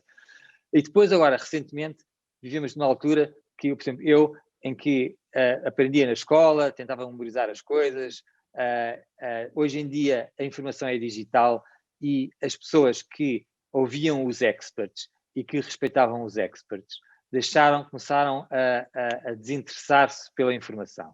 Depois começaram a interessar-se nesta informação digital pela informação, que eram bombardeados com informação falsa. E agora até usam a informação falsa de uma forma muito agressiva. E, portanto, é típico de um pai ir a uma escola e dizer: mas o meu filho acertou esta pergunta, a resposta está bem. E claramente a resposta está mal. Questionamos tudo. Uma pessoa, quando faz uma obra em casa, anda atrás do eletricista a dizer: mas você sabe o que está a fazer, mas olha que não devia ter feito assim. Às vezes o eletricista até olha para nós e fica assim: epá, eu também faço isso às vezes, tento não fazer. Uma pessoa ouve um paleontologista a falar de fósseis e diz assim: este está a pôr em causa as minhas crenças religiosas, a dizer que a vida teve esta origem. Uma pessoa ouve um epidemiologista a falar, ou um cientista: este tipo tem interesses económicos e financeiros nas vacinas e nas máscaras, ou seja lá o que for. Ninguém acredita em nada e não sabe, e há uma grande dificuldade, porque há muita informação, porque nós não conseguimos compreender os fenómenos todos, e a informação toda que nos é dada, e portanto temos que confiar na nossa população em pessoas que o sabem fazer. Da mesma forma que uma pessoa num café sabe tirar um café bem e sabe tratar do café e sabe fazer as coisas, há pessoas que sabem falar de ciência. Por isso é que eu não concordo que muita desta discussão seja exposta à população, pois só confunde as pessoas. E, portanto, tem que se ter muito cuidado como se comunica a informação e como se na sociedade. E, portanto, eu acho que é preciso ter cuidado nesse sentido, e eu acho que eu já me perdi aqui um bocadinho, não sei se era... Sim, não, está a ser excelente. Só para irmos aqui fazendo um wrap-up da nossa conversa, no fundo é uma mensagem de cuidado, mas de esperança, aquela que hoje deixamos aqui aos nossos clientes, não é? Que estão ansiosos por poder começar a trabalhar, porque não estão a trabalhar. Eu acho que vai haver aqui uma hesitação aqui dos nossos decisores políticos, que se compreende aqui no mês de março. As pessoas vão começar a desconfinar, pode haver ali um ou outro percalçozinho de ver as infecções a aumentar, mas isso é bom porque as pessoas vão corrigir. Eu espero que em abril se volte a uma fase de desconfinamento em que não sei qual é que é a percentagem de desconfinamento, mas não seja este, não é? Que as crianças estejam nas escolas, que os pais estejam em teletrabalho, que os negócios comecem a abrir e é como vos digo, isto eu tenho a certeza quase absoluta porque sou cientista. O verão vai ser diferente e a partir de maio nós já vamos notar uma grande diferença em Portugal. Muito, muito, muito grande. E, portanto, as pessoas que aguentem os seus negócios e reparem. E a recuperação da economia... Essa é uma pergunta, essa é uma pergunta que estão aqui a colocar, se devem aguentar ou não. Claro. Devem aguentar, devem melhorar. Ainda mais, a semana passada foi publicada uma entrevista minha, uma opinião minha, num espaço novo em Lisboa, que acho que é o Magazine Lisboa, uma coisa nova. E o título era que Pedro Simas diz que o confinamento só abriu mais o apetite de consumo e para a economia. Eu estou mesmo convencido, e eu ouço muito a CNN, e o Richard Quest, que é um programa da CNN, que fala sobre economia, que a recuperação da nossa economia, e já este verão, vai ser muito, muito, muito boa, e vai ser em capa. O que é que eu quero dizer com isto? Um capa tem assim desenhar um capa, a gente sabe desenhar um capa. Portanto, a primeira perninha do capa significa que a gente estava a funcionar bem, de repente apareceu a pandemia, confinámos e parou tudo. Depois, a perninha de baixo do capa quer dizer que, infelizmente, vai haver alguns negócios e alguns setores da economia que não vão recuperar. Mas a maior parte deles vai ser a outra perninha do capa, que é para cima. E vai recuperar muito bem. O turismo vai regressar em massa. As pessoas estão desejosas de começar a viajar e de sair de casa, de consumir. Os restaurantes vão funcionar. Tudo vai funcionar, vai ver. E cada vez começa a falar mais nisto. Isso é uma boa deixa para o nosso outro convidado. Temos estado aqui nós os dois a monopolizar esta conversa, mas estamos aqui a três. O Paulo Gonçalves, que é o responsável de Market Intelligence do Grupo Nabeiro, também aqui está, exatamente pegando nesta deixa do Pedro. Paulo, houve aqui um artigo da Visão há 2 semanas que a capa dizia: vem aí de novo os loucos anos 20. Mas para virem os anos 20 tem que haver confiança dos consumidores para consumirem, não é? E eu creio que temos aqui alguns estudos que gostávamos de partilhar, certo? Que falam exatamente disto. É verdade, Rui.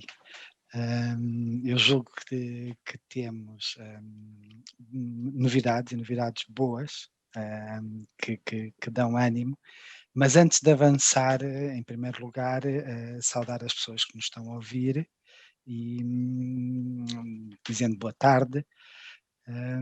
E é com todo o prazer que de facto vou aqui partilhar um conjunto de informação que eu não sei, quer dizer, não posso garantir que venham os loucos anos 20 de novo, mas que... Mas alguma coisa vem, que é melhor do que estamos a viver exatamente. Hoje. É melhor do que vivemos hoje e acho que são, de facto, como me referi há pouco, sinais muito animadores. Dizer também aqui que isto são indicadores que nós normalmente vamos seguindo no nosso dia-a-dia, no trabalho, e que faz todo o sentido partilhar, porque de facto são boas notícias. Antes de começar a falar desses sinais positivos, gostaria de fazer aqui uma diferenciação, e que é o seguinte: há uma diferença entre a forma como nós nos sentimos no dia 2, quando nós falamos com as pessoas que estão à nossa volta, percebemos que o sentimento das pessoas relativamente a um conjunto de atividades, relativamente à situação atual em que vivem, não é ainda muito positivo. É verdade que se nós perguntarmos às pessoas se as pessoas se sentem completamente em segurança, obviamente que a resposta não vai ser que não sentem muita segurança, porque há momentos distintos. Há pouco o Dr. Pedro Simas falava que, do ponto de vista de epidemiologia, quer dizer, estamos numa situação a dia 2 que é muito positiva, mas depois é a questão do país se já está pronto ou não está pronto para beneficiar dessas circunstâncias. E é exatamente aqui o mesmo se passa com o sentimento que nós temos. É óbvio que tudo o que se prende com a economia, todo o retomar da atividade económica, está muito dependente desse fator de segurança. E gostaria de partilhar aqui um conjunto de indicadores que é exatamente qual o nível de segurança que as pessoas sentem relativamente a um conjunto de atividades algumas das quais bastante relevantes para a atividade da restauração. E começaria exatamente por aí. Por exemplo, pegando tendo sido perguntado às pessoas se sentem segurança ou não sentem segurança em deslocar-se a um restaurante, isto, atenção, o último dado que aqui está corresponde ao mês de fevereiro, ao início do mês de fevereiro, portanto, todos os fenómenos aqui nos outros países da Europa e no mundo, portanto, a acontecer. E quando se perguntava às pessoas, apenas 31% das pessoas dizia que sentiria segurança em ir a um restaurante. Volto a dizer, estamos, que é exatamente este indicador que aqui está. Volto a dizer, estamos no princípio de fevereiro, onde todos os receios, todos os meses, toda a informação e desinformação está ao rubro. Como, por exemplo, ir a um espetáculo ou ir a um evento em que temos que estar presencialmente, apenas 16% das pessoas referiam que sentir-se-iam seguras em ter esse tipo de atividade. Ou seja, ao dia de hoje, o nível de segurança é baixo, e é isso que nós vemos e olhamos à nossa volta. Mas há o amanhã, e é exatamente sobre o amanhã que é interessante ver e ver o que é que o amanhã nos reserva.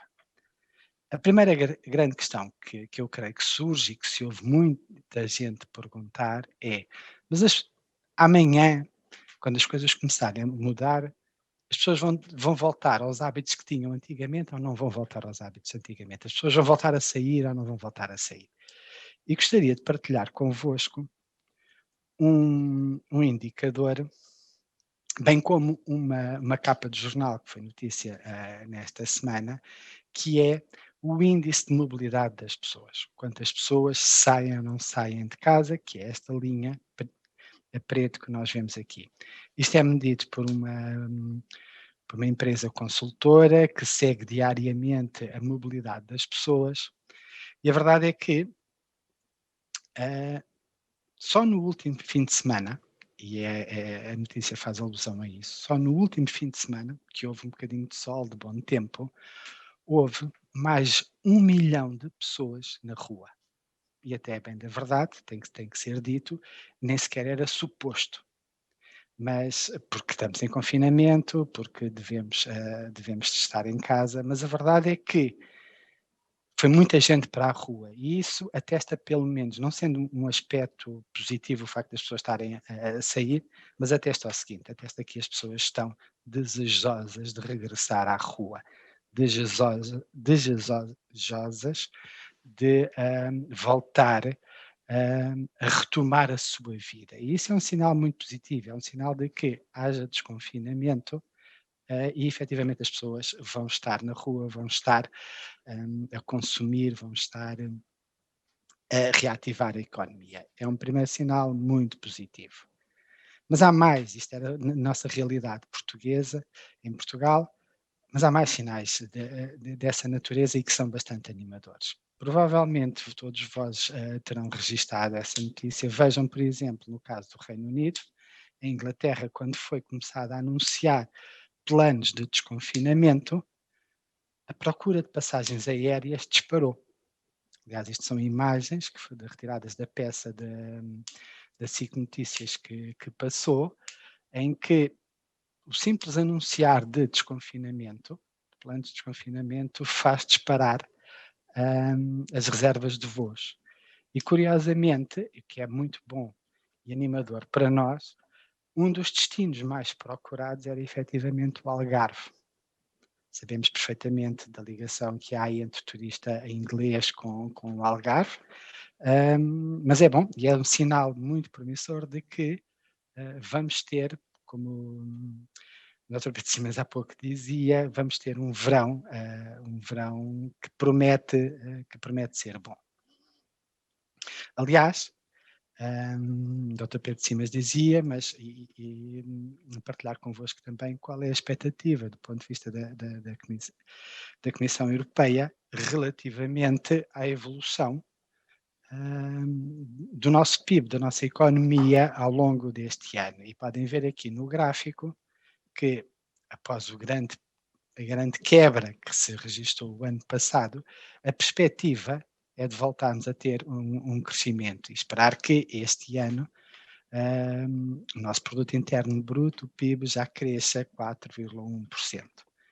Aliás, eu salientei, até pus aqui parte do texto, a Comissão Europeia, Bruxelas, fala mesmo que vamos ter uma grande recuperação nos meses de verão.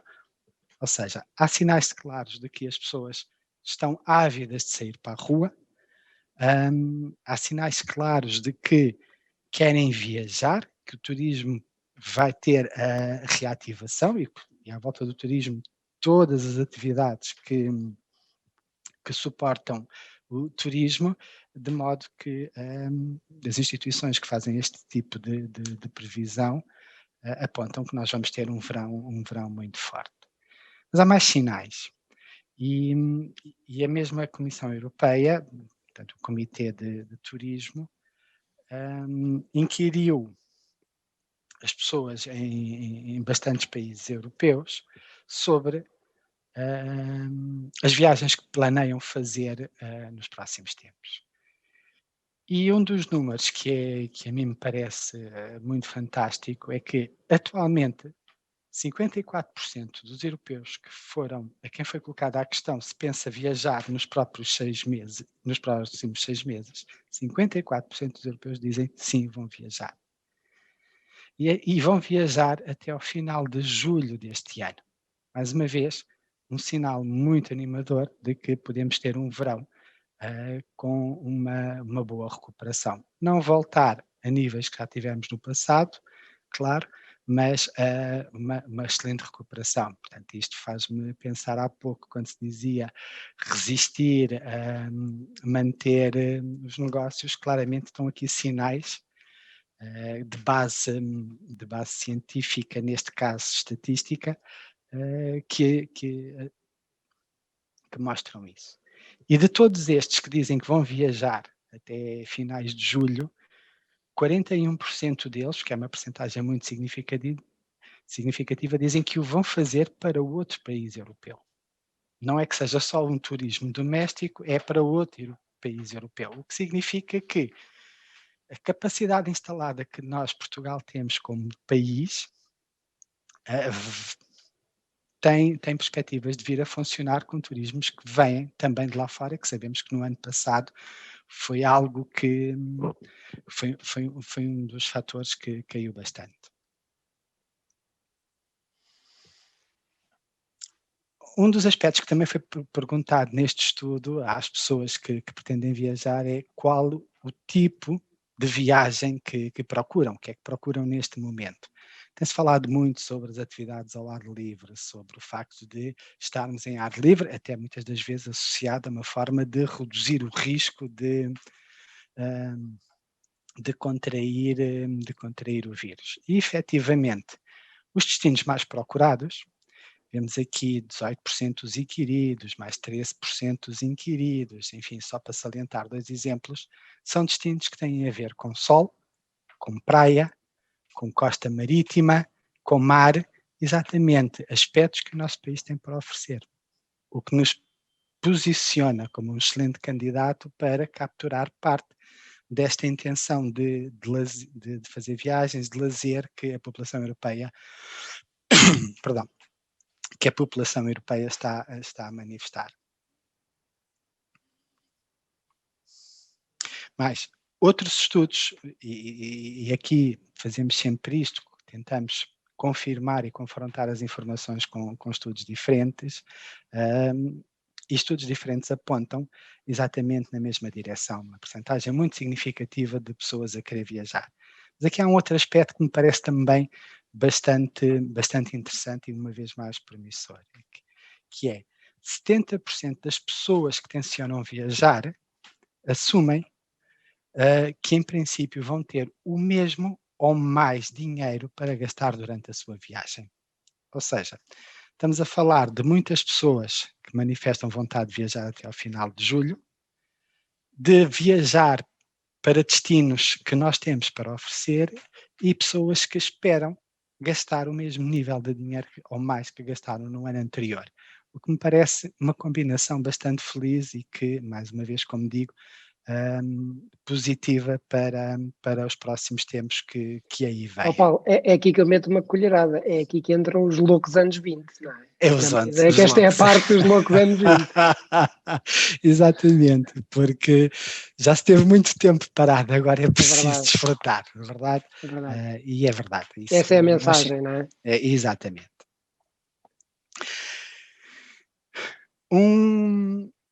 Eu tenho vindo a dizer várias vezes que nós temos, enquanto país, se olharmos, porque as pessoas querem fazer viagens para outros países da Europa, estrangeiro, para destinos que nós temos para oferecer, como sol, praia, costa, enfim, mar. Mas se isso já não fosse muito indiciador, é inequívoco quando se pergunta às pessoas, aos inquiridos que manifestam vontade de viajar, qual o país que estão a pensar em fazê-lo. E aqui temos o top 10 dos países que as pessoas mencionaram como provável local para onde vão viajar. E Portugal surge em 6º lugar neste ranking. E este ranking tem-se vindo consolidado porque este estudo que foi feito pela Comissão Europeia tem sido feito ao longo de várias vagas, não foi um estudo único, portanto estes resultados que estamos aqui a mostrar já são os resultados da 5ª vaga. E esta estrutura de países, este ranking de países tem vindo a confirmar ao longo das várias vagas que têm sido feitas, o que mais uma vez é inequívoco que tudo aponta para que possamos vir a ter, assim haja o desconfinamento, um verão que se pode trabalhar.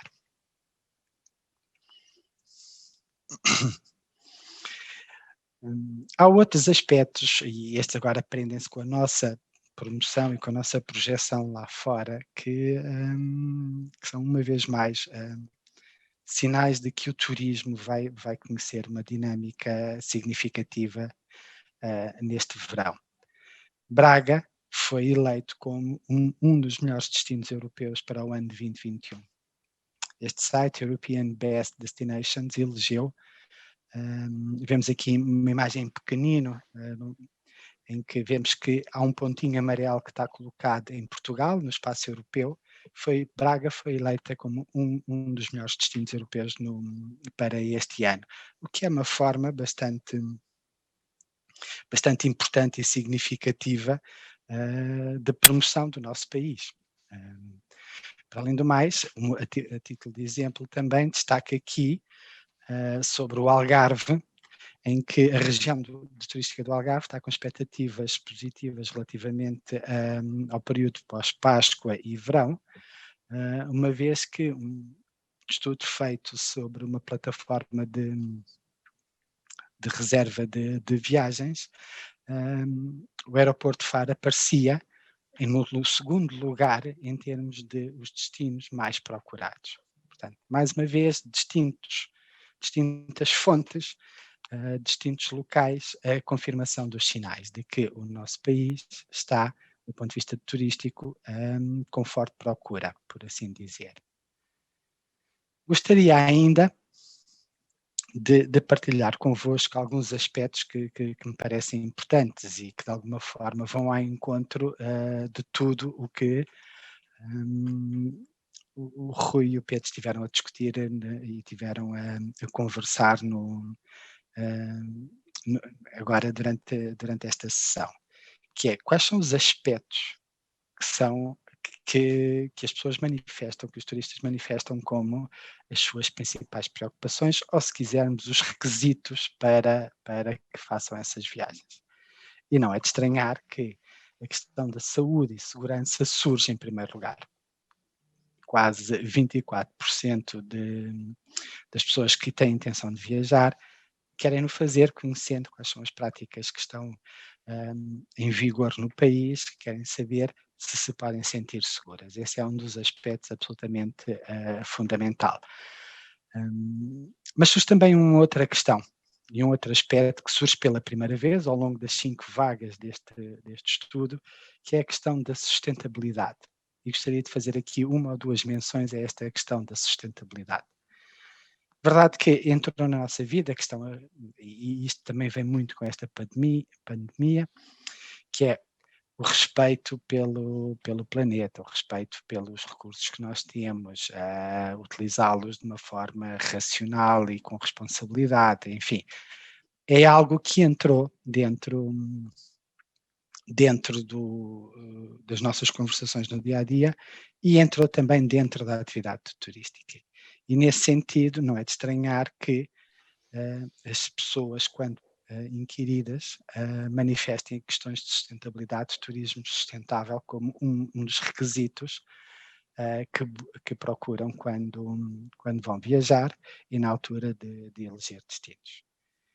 E sobre esse aspecto, deixar-vos aqui exatamente que a promoção do nosso país em plataformas digitais está muito a ser feita, promoção internacional, está muito a ser feita sobre esse vetor, que é turismo sustentável, turismo para o futuro. Comportamentos responsáveis, mesmo aqui, entre as pessoas, de preservação e respeito pela natureza, pelos recursos do país. Isto é algo, e não me vou alongar mais neste tema, mas é algo que gostava também de partilhar convosco, porque é um dos eixos de comunicação, é uma das formas de atuar relativamente ao futuro. Isto a nível de promoção de turismo e mercados internacionais, a par, obviamente, de muita iniciativa que está a haver neste momento de promoção do turismo interno, da procura interna, onde cada vez mais temos assistido a iniciativas, dos quais também partilho aqui um exemplo relativamente ao Algarve, onde se procura posicionar dentro da memória das pessoas os destinos que internamente temos como forma de reativação do nosso turismo. Enfim, em jeito de resumo, acho que existem bastantes sinais, seja cá dentro, seja lá fora, de que podemos efetivamente vir a ter, não sei se os loucos anos 20, Rui, mas que seguramente vamos ter alguma agitação e que efetivamente vamos ter as pessoas a sair, que no fundo era um dos primeiros comentários. As pessoas estão ávidas de poder sair e de poder voltar às suas rotinas e nada melhor do que o turismo para fazê-lo. Eu diria que, enfim, o nosso propósito era partilhar informação.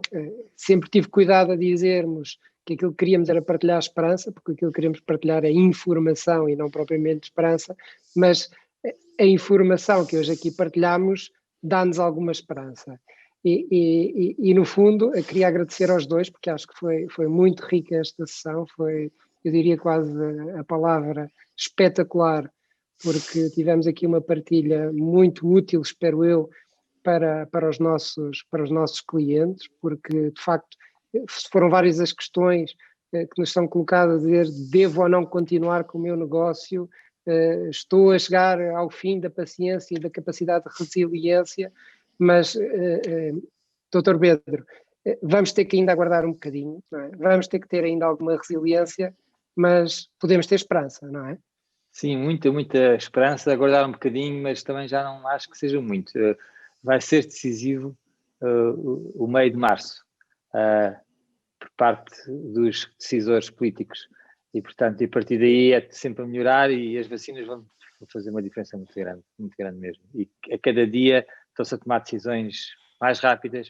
Enquanto o Miguel estava a falar, já recebi mais aqui uma série de e-mails e de mensagens acerca da AstraZeneca. A vacina já foi aprovada na Alemanha, para pessoas com mais de 65 anos, a Suécia também já aprovou, estão na pipeline várias vacinas para serem aprovadas, a própria Sputnik, que é a vacina dos russos, que também funciona.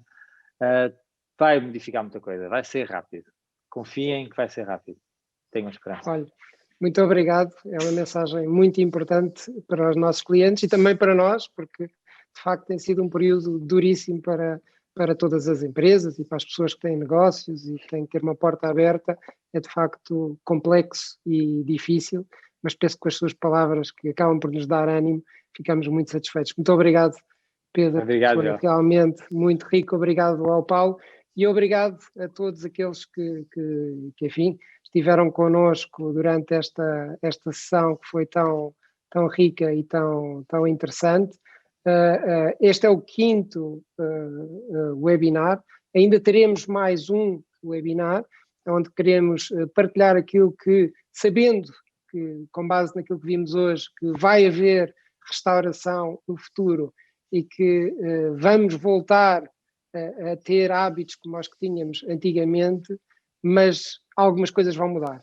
E, portanto, novas tendências na restauração irão surgir, e é esta a partilha que quereremos fazer aqui na nossa próxima sessão, que é quais as futuras tendências e o que é que vai, de facto, mudar na restauração, sabendo que, acima de tudo, vamos continuar a ter restauração. De novo, obrigado ao Pedro, foi, de facto, de novo o termo espetacular. Obrigado, Paulo, pela partilha.